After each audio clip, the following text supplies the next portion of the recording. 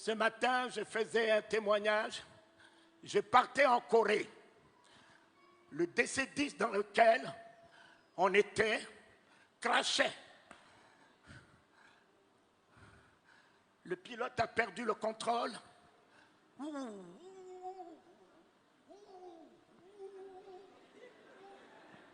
On entend dans l'avion, je vous salue Marie, je vous salue Marie, je vous salue Marie.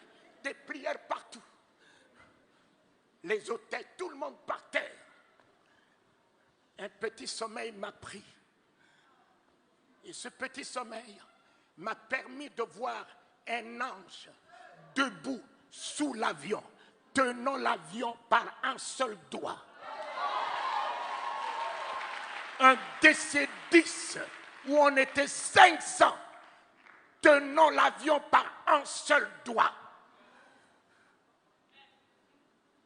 Un autre ange sur l'avion, il a déployé ses ailes, assurant la sécurité de l'avion. Je me réveille et je chante. À toi la gloire, ô ressuscité, à toi la victoire pour l'éternité.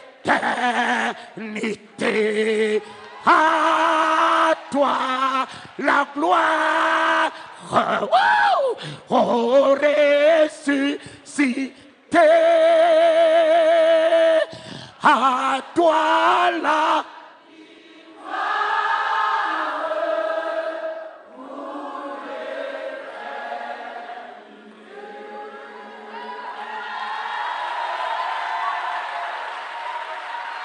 Mes bien-aimés,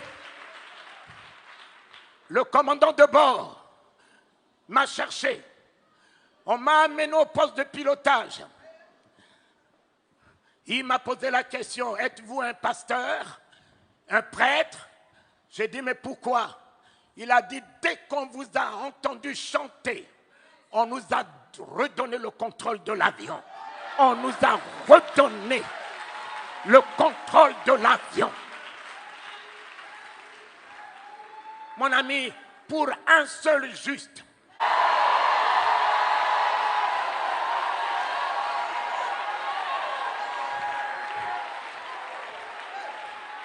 tu es le seul juste dans ta famille. Dieu gardera ta famille à cause de toi. Dieu préservera ton foyer à cause de toi. Dieu préservera tes entreprises à cause de toi.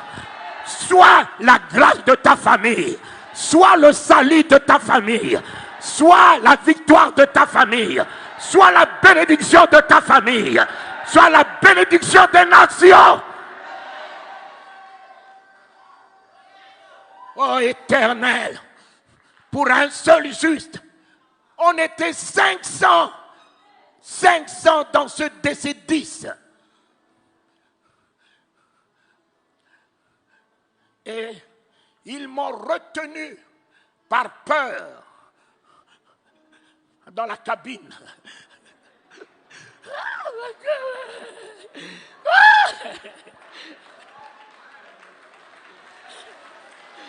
Et en arrivant en Corée du Sud, j'allais à la convention de mon frère Yanggi Cho.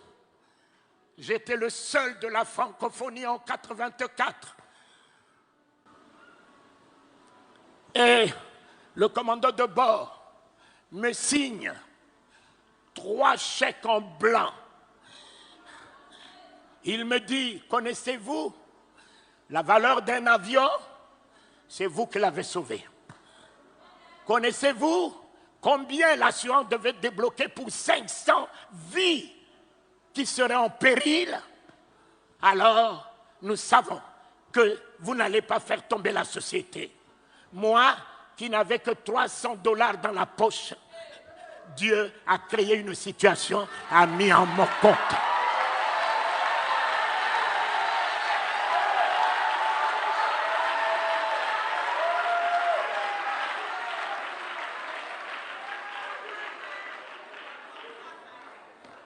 Dieu a créé une une situation, il fait concourir toutes choses à notre bien. La seule chose que vous devez réaliser ce matin, ne craignez rien. Ne craignez rien.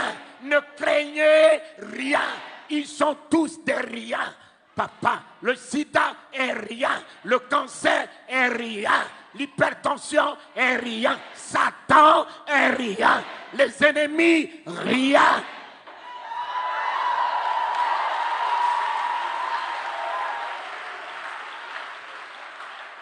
C'est la peur. C'est la peur qui vous déséquilibre. C'est la peur. C'est l'angoisse. C'est l'inquiétude.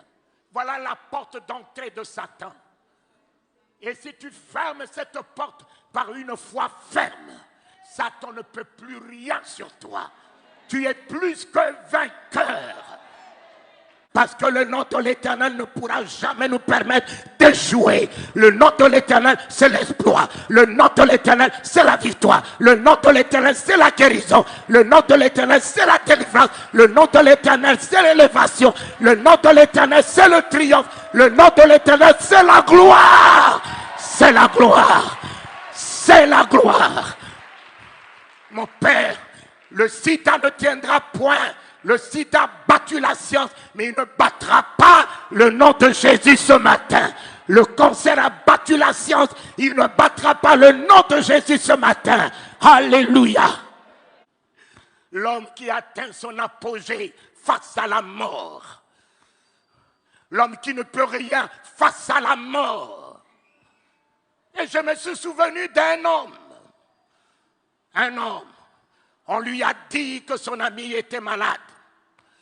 Il pouvait même envoyer la guérison puisqu'il était lui-même. La guérison était dans sa bouche. Il a attendu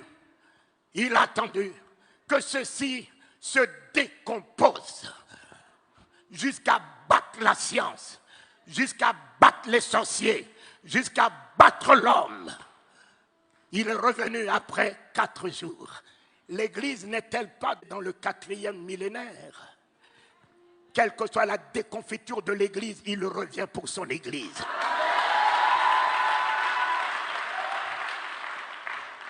Le 4e jour s'annonce. L'Église ne sera pas ravie dans cette déconfiture. L'Église sera ravie dans la gloire, dans l'autorité, dans la puissance. Lorsque l'Église revêtira toute son autorité capable de changer les événements, de changer les circonstances, d'appeler à l'existence ce qui n'existe pas, de faire fléchir les genoux des sorciers, des augures, des magiciens, relever les défis des maladies incurables, alors c'est à ce moment qu'il reviendra chercher l'Église pour que l'Église laisse un trou dans le monde. Il vous a donné le pouvoir de marcher sur le serpent, sur le scorpion. Il vous a donné l'autorité de son nom. Il vous a donné la puissance du Saint-Esprit. Il est en vous, il est avec vous. Ce n'est plus lui. C'est à vous de vous lever et dire, nous relevons le défi. Nous changeons les événements. Nous changeons les circonstances. C'est ce que Dieu attend de l'Église. L'Église n'est pas un bâtiment, c'est bien toi. Dieu parle avec ta bouche. Dieu guérit avec tes mains. Dieu sauve avec toi.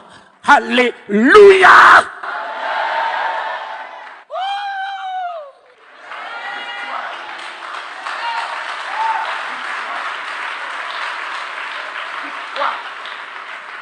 Victoire! Victoire! Un homme est venu au chevet de son ami. Il n'avait que la parole. Marthe, montrez-moi là où vous l'avez mis. Seigneur, ne va pas là-bas, il est pourri. Lazare dort. Lazare dort. Quel langage! Quel langage! Nous étions là. Nous l'avons vu mourir. Quel est le genre de ce prophète? Il n'était pas là. Il vient nous dire que Lazare dort. Il dort où? Mon ami, la foi a un langage. L'Église doit avoir un langage. L'Église ne doit pas parler le langage des événements. L'Église ne doit pas parler le langage des circonstances. L'Église doit être au-dessus des événements, au-dessus des circonstances. Tout va bien.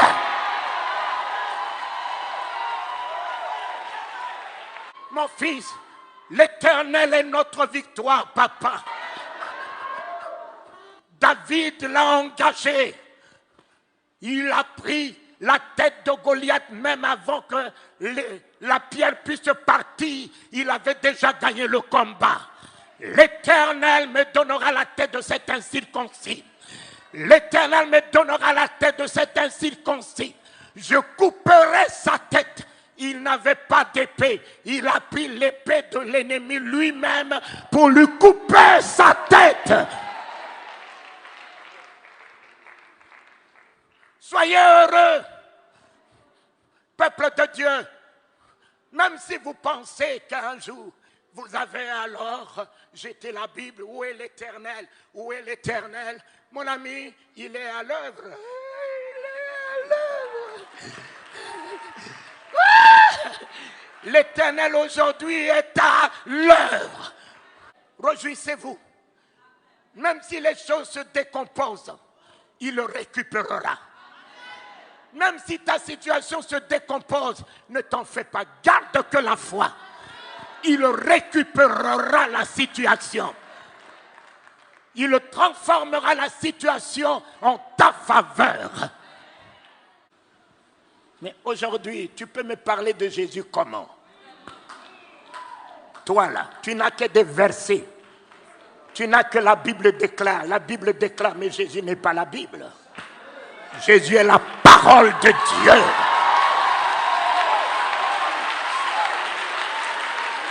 Jésus n'est pas la Bible. Jésus n'est pas la Bible. La Bible déclare quoi? Déclare quoi? Jésus est la parole. La parole de Dieu est un homme. Ce n'est pas un livre que tout le monde utilise, les sorciers utilisent, les maçons utilisent. Mais Jésus n'est pas un parchemin. Il est la parole par laquelle Dieu a créé les cieux et la terre. Faite chair. Elle est venue dans ce monde, un homme. La Bible est pour la tête. Mais la parole de Dieu n'est pas pour la tête. La parole de Dieu se tient à la porte du cœur. Ils ont des grosses têtes, mais ils n'ont rien dans le cœur.